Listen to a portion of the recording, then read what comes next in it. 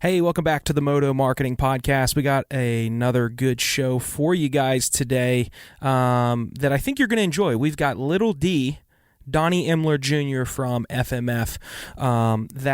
Look, FMF is an iconic brand. But if you're not super familiar with the inner workings, the behind the curtain of FMF, Lil D is a big component to a lot of the brand and marketing that you see today, and we talk about that. We talk about some of the initiatives that he has implemented and taken over the last last few years to really make FMF more than just a performance product, to make it a household brand for the moto enthusiast. Somebody that I've admired his work for years, even before I knew him.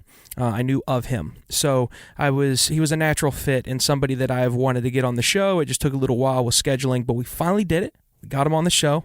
I think you're going to enjoy it. I'd love to know. Let me know. We've done, 12, 13 episodes of this.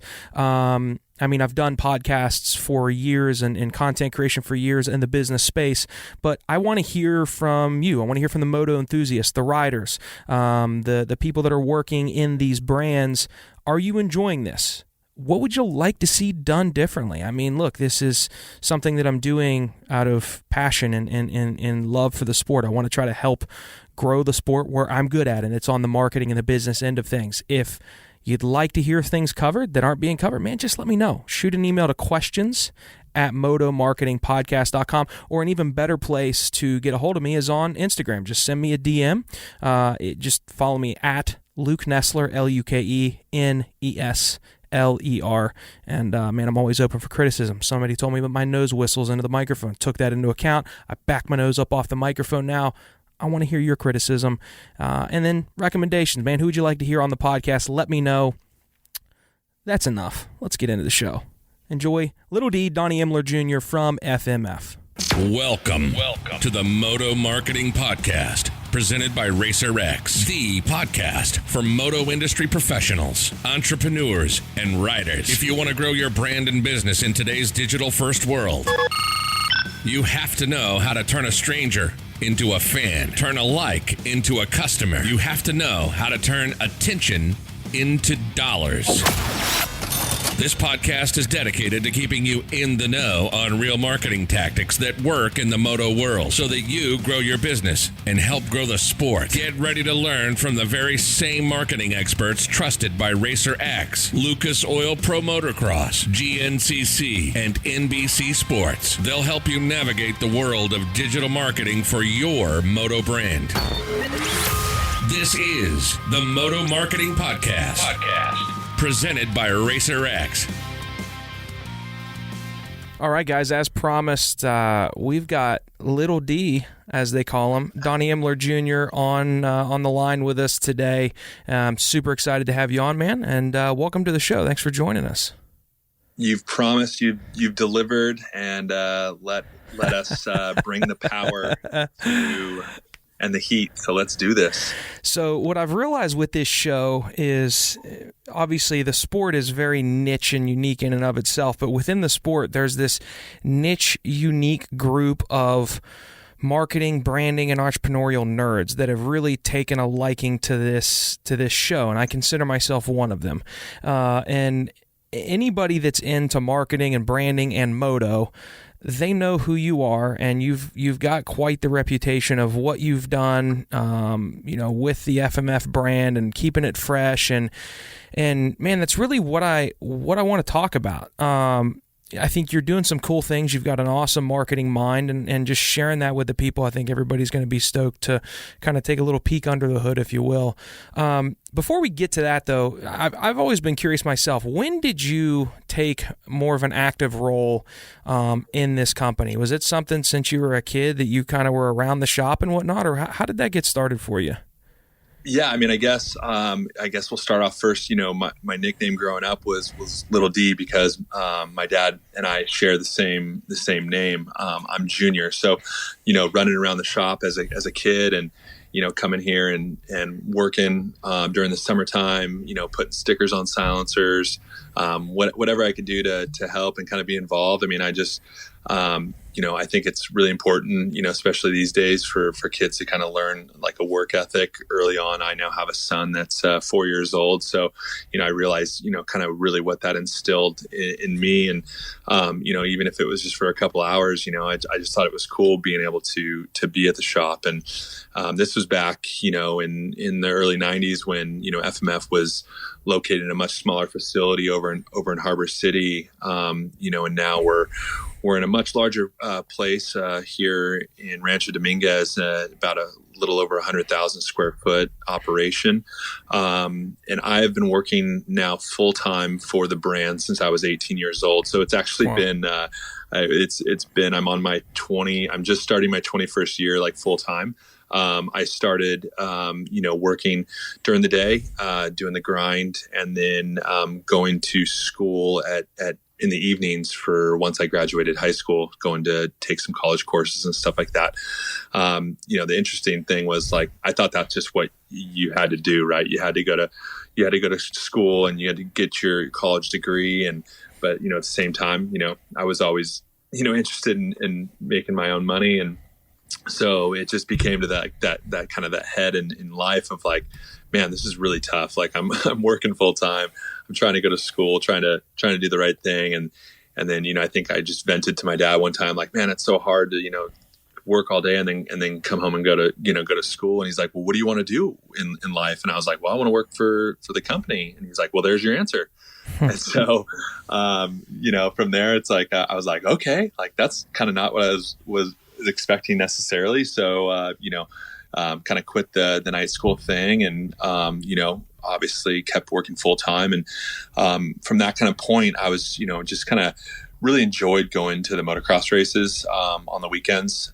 So, I started loading up the FMF box van and taking it to a lot of the local, motocross races here and like Grand Prix style racing in the Southern California area, and kind of just found that, man, this is what I really like to do. I like to be around dirt bikes. I like to work for obviously FMF, but really the people at the events is really kind of what drove me to really kind of kick like marketing and how I could help the FMF brand at this level. So it's kind of where it started for me, was kind of just realizing like, I love the brand and I think there's ways that I can help build at this grassroots level.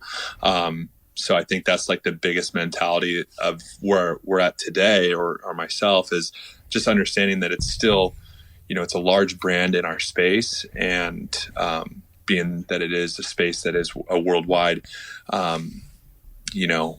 with off-road motorcycles, but really it just still kind of taking that grassroots fun level approach. And I think, in anything, if you can have fun doing it, it's obviously, we all say it, then it doesn't feel like work, but it's also a way to really, help your mind, like just think outside the box a little bit and not be such a corporate style mentality.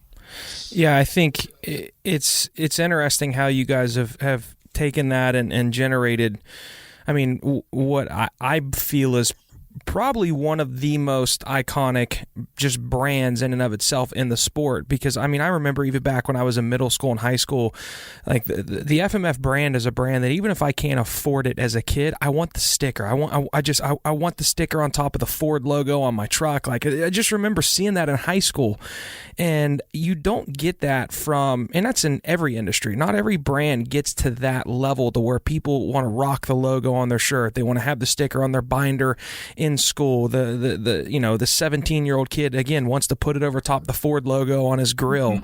Maybe that's an East Coast redneck thing. I'm not sure, but that's one of the first things I remember about FMF is, man, it's the Moto brand that is everywhere, regardless if the kid and his parents could afford to put it on the bike yet. Before you really came in and started to do your thing and put your mind to work, why do you feel that it got to that point? Was it just the quality of product? Like what made the FMF brand initially pop as much as it did, to where people just wanted to rep the logo? I mean, I've even seen tattoos of it. So what do you attribute that to? Yeah. I mean, I think it's obviously the heritage. I mean, even when before me, the FMF emblems like you mentioned on the Ford. I mean, that was, people ask all the time if that was, obviously the smartest marketing move ever, but unfortunately it wasn't. We just, we had a sticker that just so happened to fit that. Was there any backlash ever for that? No, but I mean, whoever was the person that maybe kicked that into gear, like just as far as whoever was the customer that got the stickers. And, the great thing is we still put 4 stickers in like every item that FMF sells. So we definitely have flooded the marketplace with FMF stickers that everyone's got on their toolboxes and trucks and things like that. So that's great. I don't know exactly how or why. I mean, all you can really attribute is that, it's a company that's been around since 1973, and it's the iconic red and yellow. And I feel like, people, like you said, like they might not even have it on their bike or whatever, but they wanted to be associated, or they still want to be associated with that they're an off-road motorcycle rider. So this helps like establish them as, saying, I ride dirt bikes, and, this is how is because I've got this iconic logo on my truck or, school folder or whatnot. So I think obviously we definitely have that history and heritage that goes back, to 1973. From there, it's just my job to really, grasp that and really figure out how, we can keep a hold of that and really, keep that heritage and feel alive here at the company and, outwards. And, I think constantly talking about how we're an American-made company, how we make everything in-house. I think that just really helps people grasp, like, okay, this is why I associate with this brand, is because, they're a family-owned and operated company. They're, American-made. So it's like, I feel like there's stuff that it's simple things that people can and say, this is why I represent FMF, and it's there. Again, if there was a perfect rhyme or reason of how exactly it worked, and then there'd be a lot more companies that were able to do it. But it's just one of those things where you cut your teeth in this space. And, my father has been, at the races and been, the face of the company and still is. And I've just been, able to see that and figure out, okay, like, how do I, instill, my thoughts into the brand and then also, build a name for myself in this sport that people take me seriously and what I say or things that I'm doing, and they know after a lot of years doing this that we do come out with some pretty neat stuff. Yeah.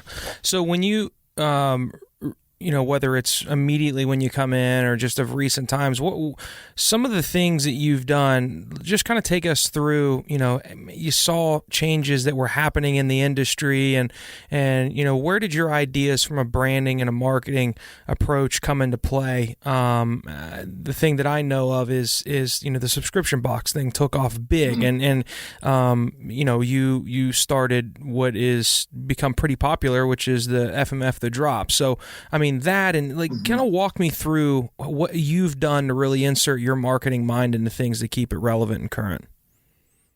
Well, I think just kind of understanding that, we're an exhaust company, we're a performance-based product, but there's no reason why we can't be FMF the brand. It's not just, yes, our main focus has to be building exhaust systems and better performance, lighter weight, better sound, but there's also trying to say, okay, but this logo is so iconic. So, and people associate that with motorcycle racing. So let us, tap into, FMF as a brand and really make people think that it's a much bigger company than what we really are. We are a big company here in Southern California, but, in the grand scheme of things, we're small compared to, outside of this sport. But, so many people have seen this logo and be like, yeah, I've seen that before somewhere. So really trying to figure out how to tap into that. So that's kind of where my mind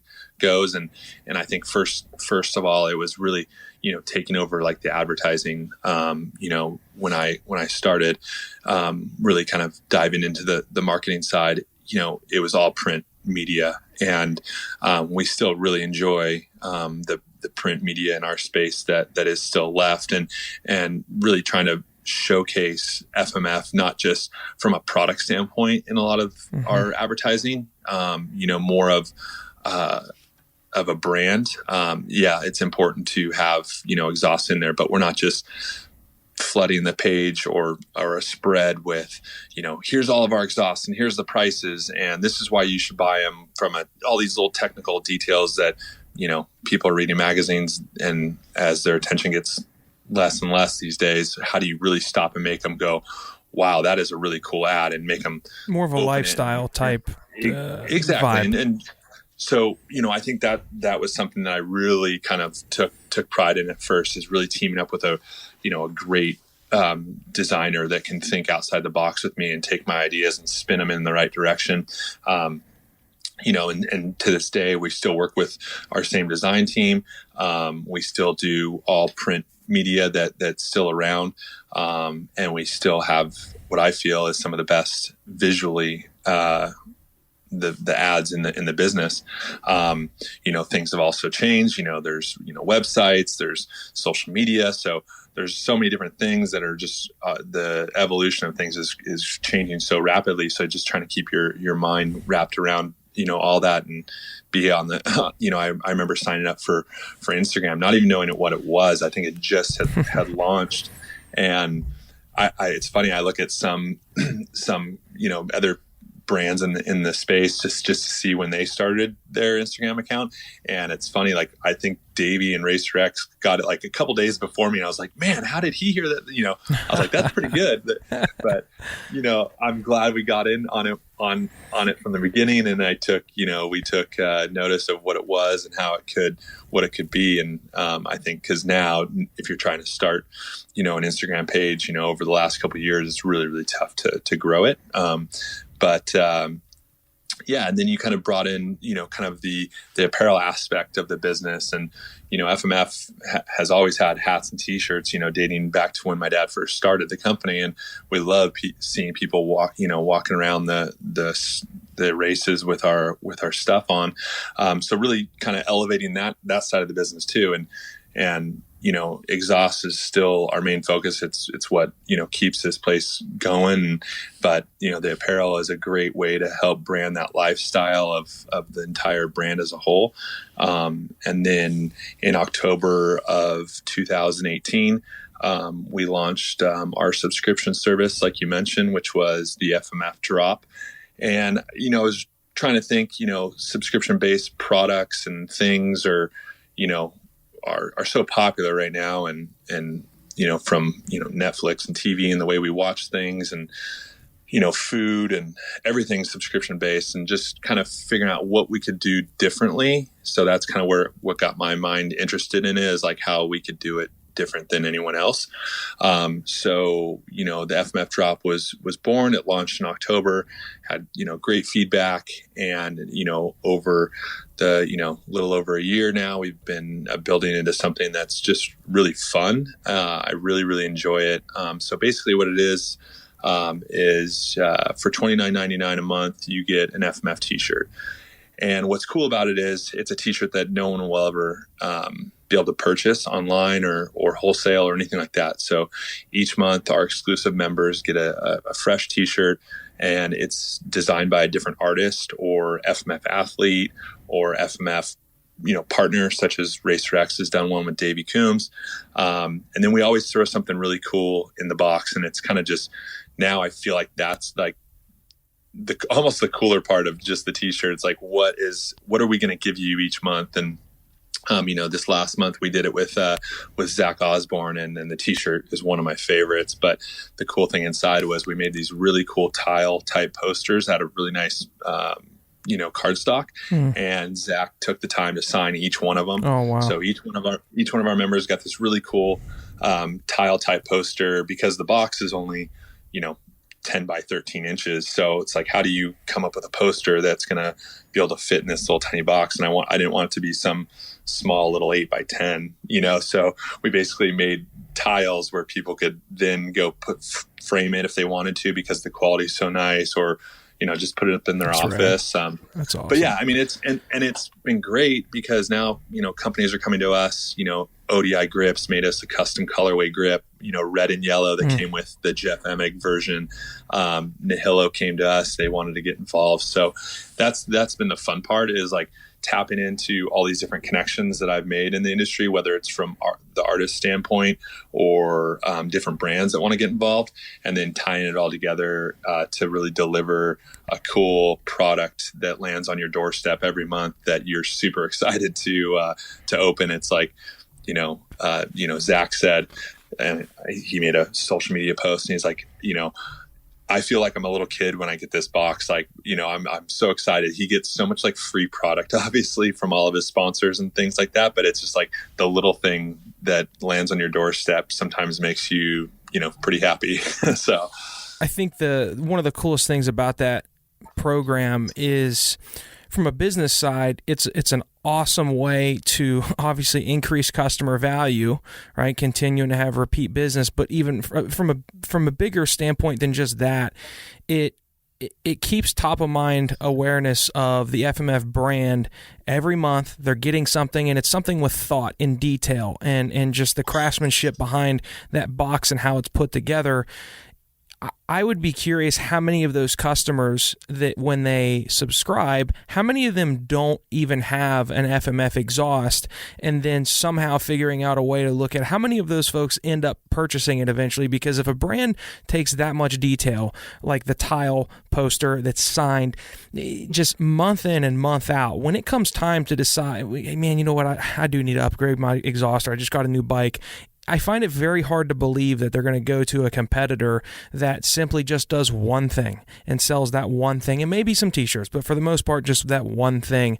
Mm-hmm. When you get stacked up against what a brand like FMF is doing, it's so comparable to really what Apple is doing versus the other competitors out there, to where it's almost looked at as a lifestyle. If you see somebody in a coffee shop with an Apple versus the person sitting next to it with a traditional computer, whatever it may be, you resonate with those people that are rocking the Apple. When I see somebody with an FMF shirt on, you have that connection, and that doesn't come from just selling exhausts. That comes with a lot of thought put into how am I going to represent this brand and continue to storytell.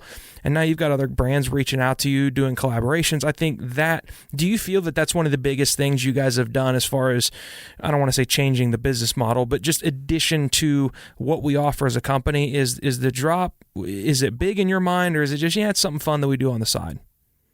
No, I mean, for me, I feel like it's something pretty big because, and I don't look at it from like a dollar and cents type of thing, like it's bringing a ton of revenue to the exhaust side of the business. It's customer engagement. I look at it from the engagement side. Look at these customers are literally going to the website. They have no idea what this thing's going to look like, right? So they're signing up, they're selecting their size, and they're saying, well, take my money. I hope I'm going to like this. That's the kind of the mentality, but they want to be a part of it because they know that, hopefully that FMF they're a fan of. They've bought some other stuff from FMF, and they've maybe heard or seen some of our marketing from the FMF drop. So from that standpoint, I mean, I think that's really the cool part for me, is that people are putting their hard-earned dollars, and they're saying, here, take my money, FMF. I don't know what it's going to look like, but I can't wait to get it. Yeah, and it says a lot. On top of that, they each month I put a hand or kind of like a written letter kind of talking about that month and why I, worked with this artist or this person, or, we did one with the Kirk Caselli Foundation. So, I talked about how the proceeds were going to the foundation. And so it's just, I think people like really enjoy it. They're like, they feel connected even more, not just to the brand, but like to me personally, or, that I took the time to maybe, write this letter and to, kind of reach out to them. And I tell little stories about me growing up or things, or this is why I thought about this, because, I was riding my dirt bike one day and all of a sudden like this happened. So I was like, oh man, we should talk about that, so. That's such a big takeaway. I mean, obviously the point of this podcast is some people are just intrigued, but there's so many small business, moto businesses that are trying to learn new things. I think that's one of the biggest things you can take away from, from what you've been saying is, the thought that goes into something as small that really is a big deal, something as small as a handwritten letter explaining what went into it, it gives that customer that emotional connection to the brand. And it's just like forming any type of habit. After you do it enough and there's so many of those connections built, it's a really strong bond. And obviously you guys in different ways have done that for years to have built the brand that you built. But I think that's just one example that, I mean, any customer that signs on with our ad agency, I do a handwritten note, thanking them, telling them a story about, I was a fan growing up. So when I started working with the Coombs family, I've sent Carrie Coombs and Tim Cotter multiple letters every year saying, man, you know what? It was a childhood dream. I remember watching the races and I just wanted to do this. And now I'm working with you guys. Those little things going to your customers go such a long way. And I think it's rad that you take the time to do that as well. Well, and I think it really stems from our product, right? So we're taking the time and we're really looking at the fine details of how we can make our exhaust better and how we can be more efficient making it here in-house, and really not saying, you know what, like, we could go overseas and we could make this end cap, cheaper and have it delivered. But, let's figure out ways that we can keep this in-house and not have to rely on other people to make our stuff. And we control everything.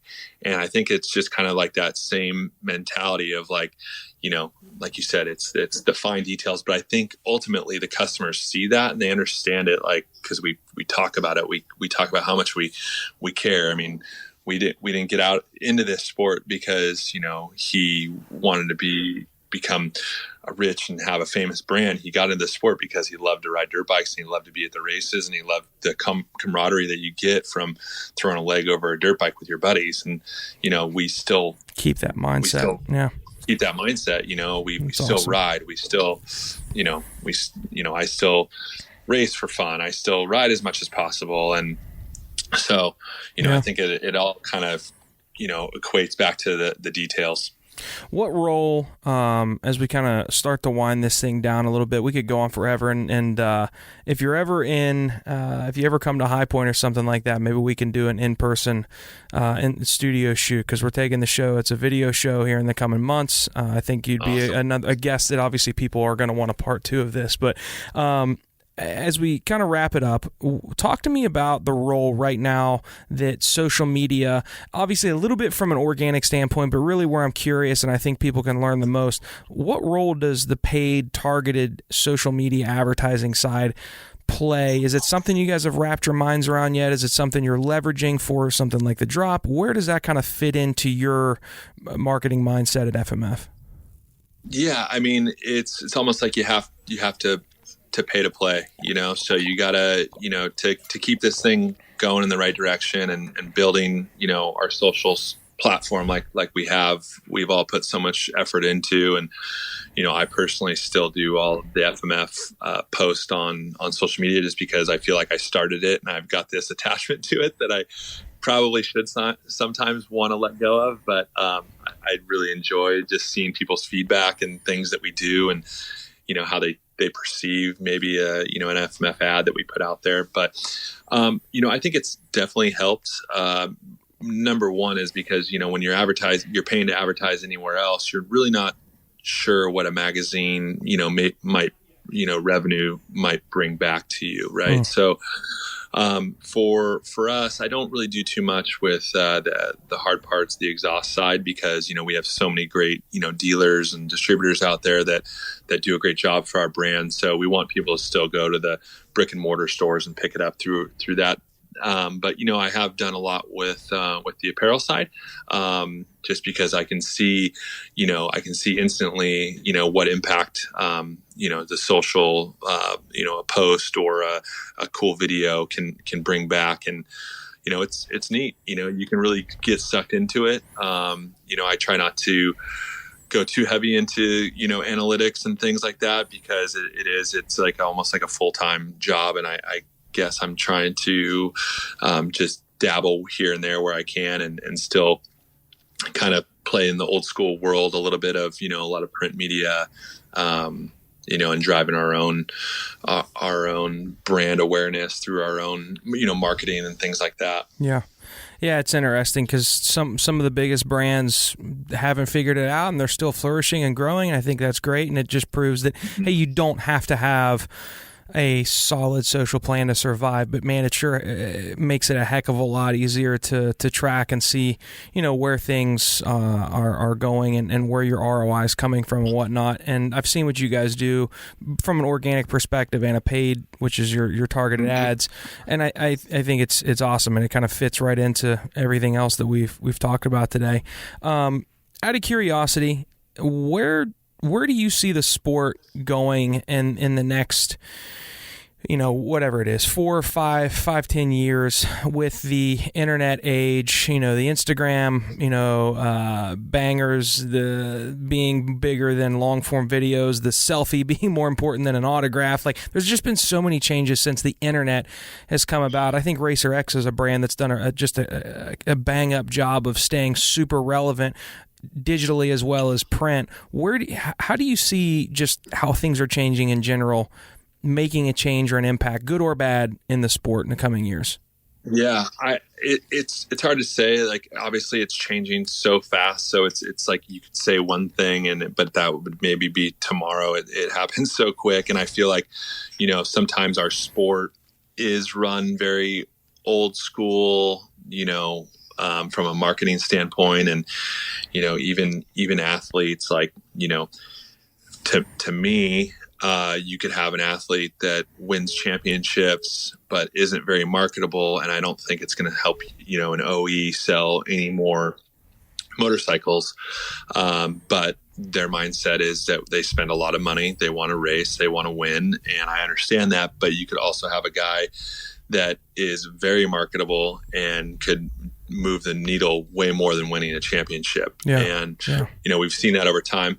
For me, from a digital standpoint, obviously that's where it's going. E-com, based stores are ruling that space. So, if you are a brick and mortar, dealership, I hope that they can kind of wrap their heads around and how they can get more involved in the digital space while keeping their brick and mortar stores, because I think it's so important that people can walk in, feel that experience of what it's like to sit on a motorcycle or, try something on.